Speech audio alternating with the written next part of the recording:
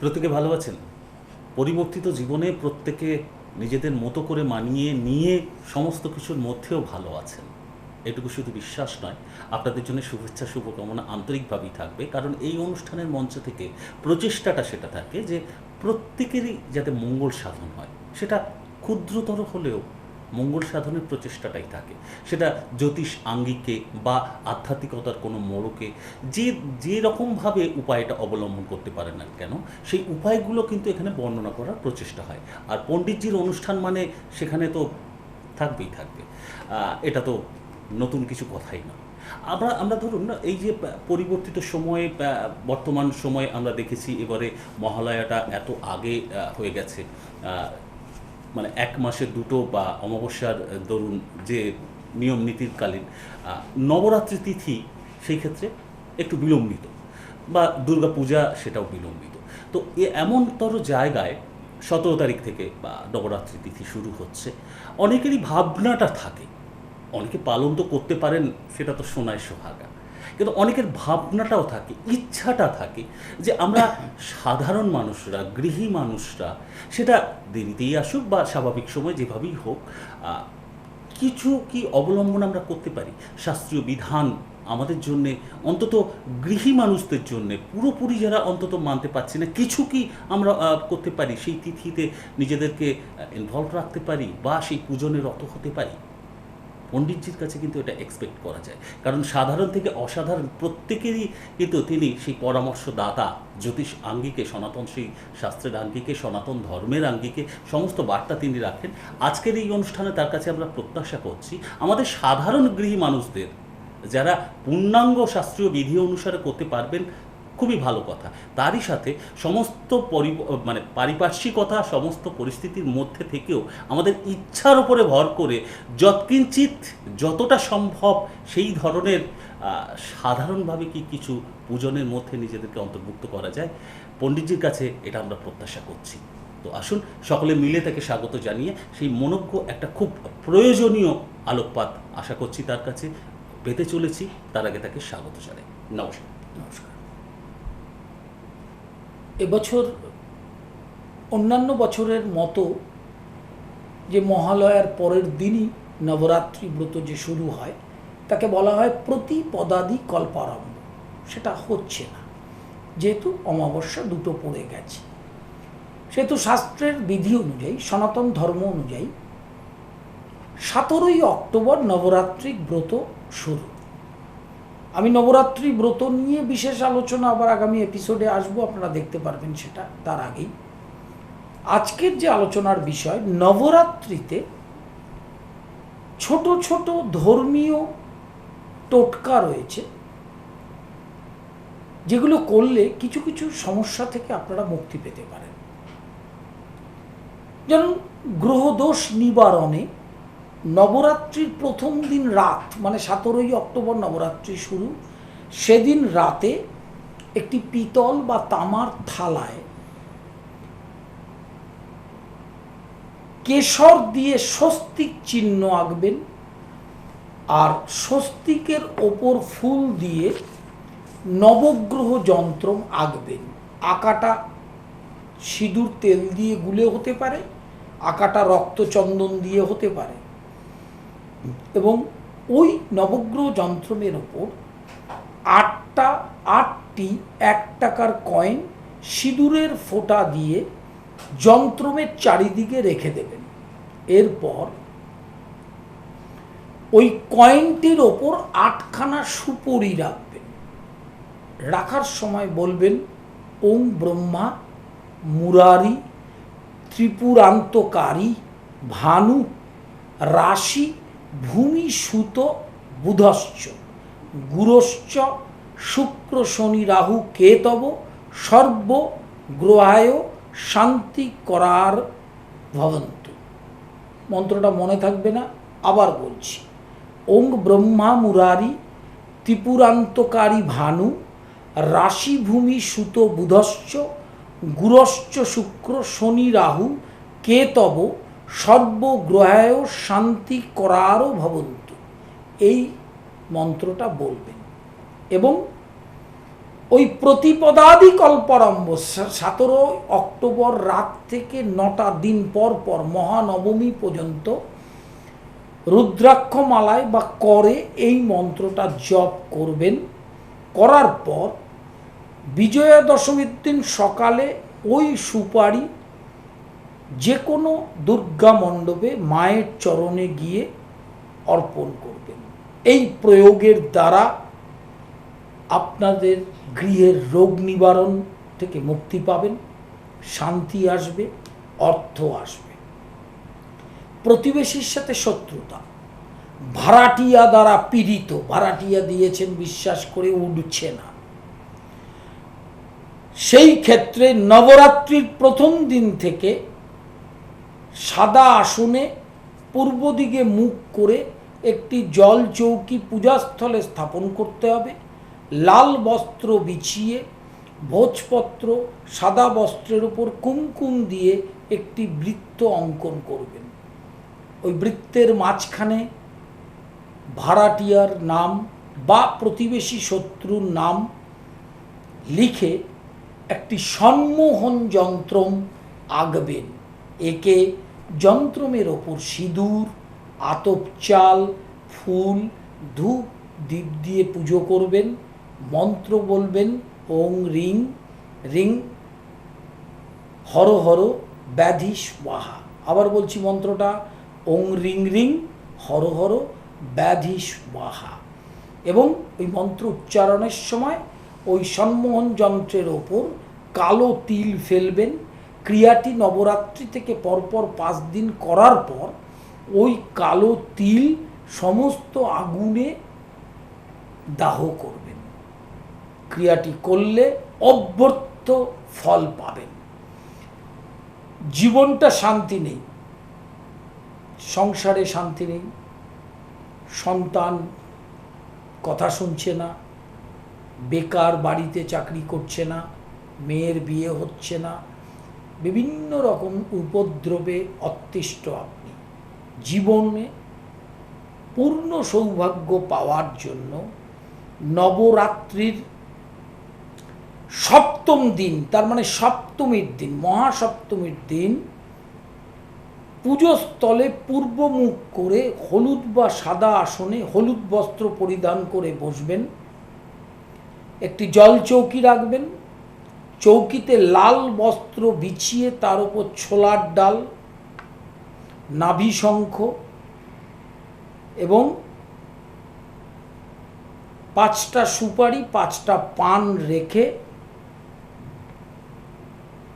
11টি নাভি শঙ্খ বৃত্তাকারে স্থাপন করবেন। আপনার ধনপ্রাপ্তি, আয়ুপ্রাপ্তি, তন্ত্রোক্ত দোষ নিবারণ, শান্তি, বিদেশ যাত্রা, ভ্রমণ, প্রেমে অনুকূলতা, মনোবাঞ্ছিত বিবাহ, সর্বপ্রকার ইচ্ছা পূরণ হবে। ইচ্ছা পূরণের যে মন্ত্রটি মহাসপ্তমীর দিন করবেন সেটি ঐং ক্লিং সৌং বালাত্রিপুরে সিদ্ধিং দেহি নমঃ। ঐং ক্লিং সৌং বালাত্রিপুরে সিদ্ধিং দেহি নমঃ। এই মন্ত্র স্ফটিকমালা অথবা করে জপ করবেন। নবমী তিথিতে ক্রিয়া শেষ হওয়ার পর ওই নাভি শঙ্খগুলো ক্যাশ বাক্স বা লকারে রাখবেন। বাকি যা সামগ্রী থাকবে সেটা জলে ভাসিয়ে দেবেন। ব্যবসা বৃদ্ধির জন্য, ব্যবসাটা চলছে না, ব্যবসাটা সেল ডাউন, লাভ হচ্ছে না, মহাজনের ঋণ থেকে বেরোতে পারছেন না, সেই ক্ষেত্রে নবরাত্রির প্রথম দিন রাত 17ই অক্টোবর রাতে 5টি পাতিলেবু, 2 টুকরো করে দোকানে ব্যবসার স্থলে যেখানে ব্যবসাটা করেন তার মাঝখানে একটি কালো বস্ত্রে বেঁধে রাখবেন। সঙ্গে 1 মুঠো গোলমরিচ, 1 মুঠো হলুদ সর্ষে রেখে দেবেন।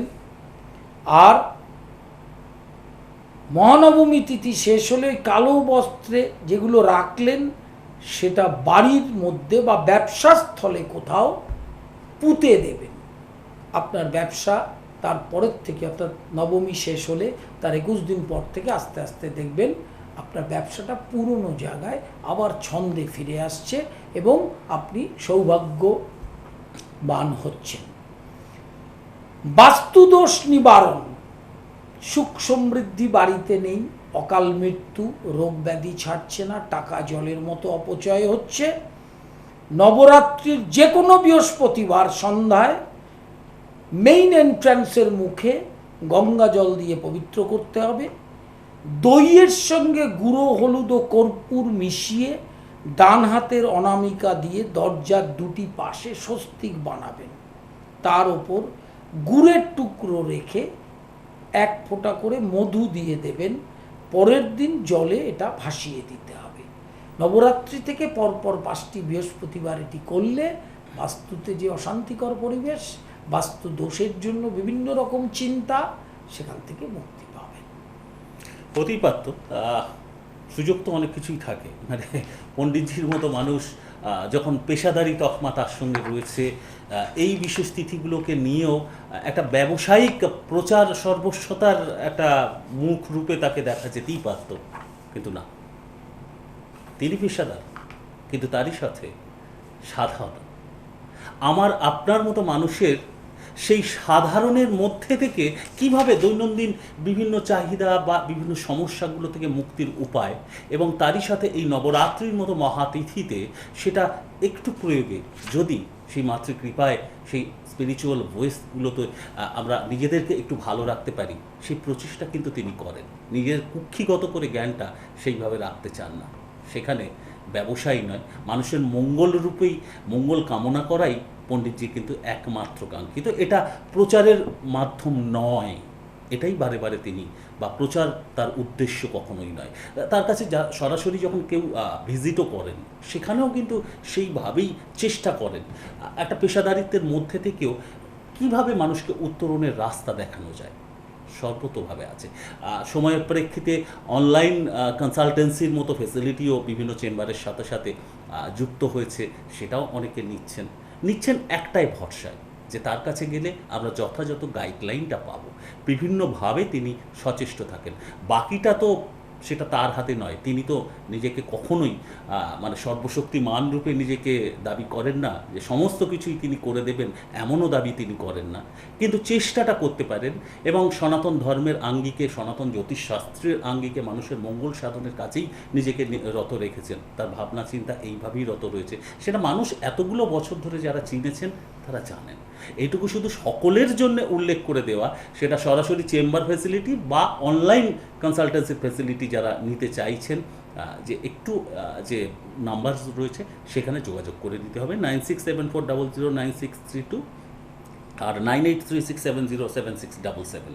আর এরই সাথে সাথে ডিজিটাল প্ল্যাটফর্মের কথাও একটু উল্লেখ করতে হবে। ফেসবুক বলুন, ইউটিউব বলুন, সেখানে পণ্ডিতশ্রী অর্পণ, রেনবো প্রোডাকশন, এই ধরনের যাবতীয় প্রচেষ্টা তার মাধ্যমে রয়েছে।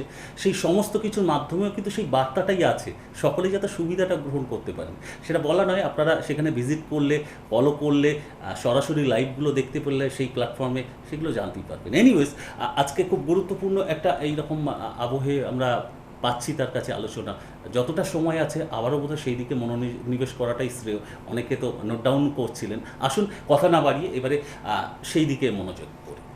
এই নবরাত্রির টোটকাগুলো যারা পারবেন অবশ্যই করবেন। সমস্যা, ছোট ছোট সমস্যা নিয়ে আলোচনা হলো।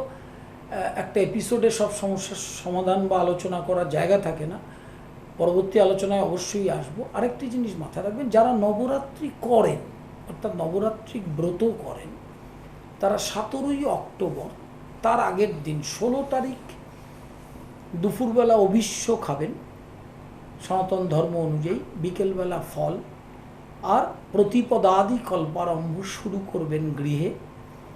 প্রতিদিন নিয়মটা যে একটু জানা দরকার যে নবরাত্রিতে কি কি করতে হয়। যদি ইলাবোরেট করে কিছু করতে নাও পারেন, তাহলে প্রতিদিন নবরাত্রির শুরুতেই একটি জলচকিতে চণ্ডী, শ্রী শ্রী চণ্ডীর পুস্তকটি লাল কাপড়ে বাঁধবেন। বেঁধে মা দুর্গার একটি ছবি সামনে রেখে ঘট, আম্রপল্লব, ছোট ডাব দিয়ে ঘট পেতে প্রতিদিন শ্রী শ্রী চণ্ডী পাঠ করতে হয়। কিন্তু সেটা ব্রাহ্মণ দিয়ে বা শাস্ত্রীয় ক্রিয়াভাবে করলে অত্যন্ত ইলাবোরেট 9 দিন ধরে সেটা কিন্তু সাধারণ মানুষের পক্ষে সম্ভব না বর্তমান যে অবস্থা। কিন্তু যদি আপনারা করেন তাহলে নিরামিষ আহার, রাতে অন্ন খাবেন না, আর শ্রী শ্রী চণ্ডী পাঠের প্রথম অধ্যায়, চতুর্থ পঞ্চম অধ্যায়, একাদশ অধ্যায় এবং ক্ষমা স্তোত্রম, অপরাধ ক্ষমাপণ স্তোত্র পাঠ করবেন, কুঞ্জিকা স্তোত্রম পাঠ করবেন। আর প্রথমে শ্রী শ্রী চণ্ডীর শুরুতেই রয়েছে অর্গলা স্তোত্রম, অর্গল মানে দরজা, কিলক স্তবক মানে চাবি, অর্গলা স্তোত্রম, তিলক স্তবক, দেবী কবজম পাঠ করে এই 9টা দিন যদি পাঠ করতে পারেন এবং তার সাথে প্রতিদিন রাত্রে নিচে কম্বলে শোয়া, একটু কৃচ্ছ সাধনের মাধ্যমে নবরাত্রি করলে নবরাত্রির কি ফল আমার মতো ক্ষুদ্র মানুষের মুখ থেকে বলা যাবে না। গৃহে ধন সমৃদ্ধি হবে, অর্থনৈতিক উন্নতি হবে, রোগ ব্যাধি নাশ হবে এবং সেই ভগবতীর কৃপায় আপনার গৃহে শান্তি ফিরবে। নবরাত্রি ব্রত নিয়ে আরও বিভিন্ন আলোচনা রয়েছে সামনের সপ্তাহে, সেটা দেখবেন। আজকে ফেসবুক লাইভ আছে রাত্রি 8:30, 8:30 PM পণ্ডিত শ্রী অর্পণের পেজ বা পণ্ডিত শ্রী অর্পণের ফেসবুক ফ্রেন্ড রিকোয়েস্ট করে লিঙ্ক করে নেবেন এবং সেখানে আপনারা যারা ফোনে পান না বা কোনো সময় সৃষ্টি টিভির অনুষ্ঠানের সাথে আমাকে পাচ্ছেন না ফোনে, তখন ফেসবুক লাইভে আপনাদের সাথে অবশ্যই আমার দেখা হবে এবং সেখানে আপনাদের সমস্যা নিয়ে আলোচনা হবে। আর ইউটিউব পণ্ডিত শ্রী অর্পণ ফলো আপ করবেন, প্রতিদিনের রাশিফলের অনুষ্ঠান, প্রতিদিনের জ্যোতিষ বার্তা অনুষ্ঠান দেখতে থাকুন। যথারীতি যে চেম্বার নামে বিশেষ মিটিং প্লেস সেগুলো তো আছেই আছে, মানুষ পৌঁছাতে পারলে, আপনারা পৌঁছাতে পারলে তিনিও পৌঁছাতে পারবেন, এইটুকু মানে কিন্তু শুধু ডেডিকেটেড পারসনের ধারণা। একটি ছোট্ট ঘোষণা, যে দীর্ঘদিন ধরে আমার ব্যারাকপুর আমরা ক্লাবে যে চেম্বারটি ছিল সবাই জানতেন রবিবার দিন, সেই চেম্বারটি চেঞ্জ হয়ে প্রতি বুধবার হয়েছে। অতএব বুধবার দিন দুপুর 3টে থেকে সন্ধ্যা 6টা অবধি আপনারা যারা যোগাযোগ করতে চান তারা ওই প্রতি বুধবার যোগাযোগ করবেন। আর প্রসঙ্গ ছিলাম, উল্লেখ করছিলাম ঘোষণা রূপে যে অনলাইনের ব্যবস্থাটা, হ্যাঁ, অনলাইনে সমস্ত ব্যবস্থা রয়েছে। অনলাইনে বুকিং, ফোনে বুকিং করে হোয়াটসঅ্যাপের মাধ্যমে আপনারা জন্ম তারিখ সময় পাঠাবেন, প্রেসক্রিপশন পাবেন, ফুল আলোচনা সমস্ত ফোনে করা যাবে এবং তার প্রতিকার প্রয়োজন হলে তার বাড়িতেও পৌঁছে দেওয়া যাবে। ঘরে বসেই কি চেম্বারের মতো সেই একদম ঘরে বসে চেম্বারের মতোই আমি টাইম অ্যাপয়েন্টমেন্ট করে নেই, কোনো সমস্যা হবে না। ডিজিটাল প্ল্যাটফর্মে সবভাবেই আপনি সহযোগিতা পাবেন। প্ল্যাটফর্ম সবই আছে আর মানুষটিও আছেন, তার মতো করে প্রচেষ্টা নিয়ে আছেন। সব মানুষ হয়তো তাকে পছন্দ করবেন না, এটাই তো জগতের নিয়ম, স্বাভাবিক। কিন্তু যারা পছন্দ করেন মানুষটির গুণাবলীতে পছন্দ করেন, এখানে কোনো অত্যুক্তি নেই। তার কাছে যাওয়ার পরে আরও মুগ্ধতাটা বেড়েছে এমন মানুষের সংখ্যাও নেহাত কম নয়। আবার অনেকে হয়তো অপছন্দও করেন, সেটা যে যার ব্যক্তিগত, কিন্তু তিনি তার লক্ষ্যে অবিচল, অপরিবর্তিত। মানুষের কাজ করতে হবে, মানুষের জন্যে ভাবতে হবে, শুধু না মানুষের জন্যে করতে হবে। তার জন্যেই এই বিভিন্ন উপায় সাধন, বিভিন্ন প্ল্যাটফর্মে তার রত থাকা। সেটা আপনারা মনে করলে একটু যদি সুবিধা গ্রহণ করার ইচ্ছা তৈরি হয়, তাকে এতদিন যারা চেনেন জানেন সুবিধা নিতেই পারেন। টেলিফোন নাম্বার রয়েছে, সেটা ঘরে বসে যেমন অনলাইন কনসালটেন্সির কথা বললেন সেই পরামর্শটাও নিতে পারেন। আর বিভিন্ন তথ্য সমৃদ্ধ অনুষ্ঠান যেমন এই চ্যানেলে দেখছেন, এর সাথে সাথে ইউটিউব বা ফেসবুকে সেখানেও কিন্তু আপনারা পেতে পারবেন। উপায় আছে, উপায়টা কতটা আপনারা গ্রহণ করবেন এটা আপনাদের জন্যে সিদ্ধান্ত নেওয়ার সময় এবার। আর বর্তমান সময়টা বড় পুণ্যের সময়, ভারী পবিত্র সময়, নবরাত্রি তিথির সেই বিশেষ প্রাপ্তির কোথাও একটা সুযোগ আজকের অনুষ্ঠান থেকে পেলাম। সেটা আপনারা পূর্ণাঙ্গভাবে কাজে লাগাতে পারেন এবং পুজোটা সমস্ত সরকারি বিধি, স্বাস্থ্যবিধি মেনে উদযাপন করতে পারেন, এইটুকু মনে করিয়ে দিয়ে শুভেচ্ছা জানিয়ে বিদায় দিতে চাই। ভালো থাকুন সবাই, নমস্কার।